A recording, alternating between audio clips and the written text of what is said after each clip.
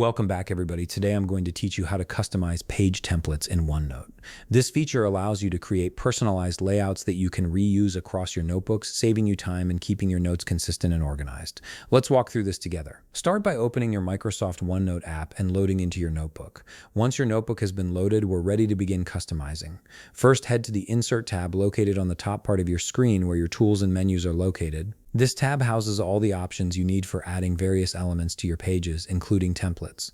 Click on Insert, and from the Insert menu, you'll see the Page Templates dropdown. Click on it, and you'll see several templates available right away. However, we need to access the full Templates menu to properly customize your page template. At the bottom of this dropdown, click on Page Templates again. This opens up the complete template library. A right-hand side menu will now appear, and from here you can see several templates available for use. These are organized into different categories to help you find what you need quickly. Simply click on each drop-down category to reveal more options within that group. Browse through until you find a template that closely matches what you're looking for. Once you've selected a template, you can add design elements and customize this pre-made layout to suit your specific needs.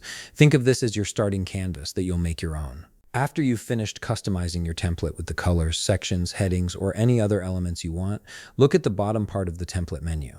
You'll see an option that says Save Current Page as a Template. This is crucial because it saves all your customizations and creates easy access for this page design whenever you need it in the future.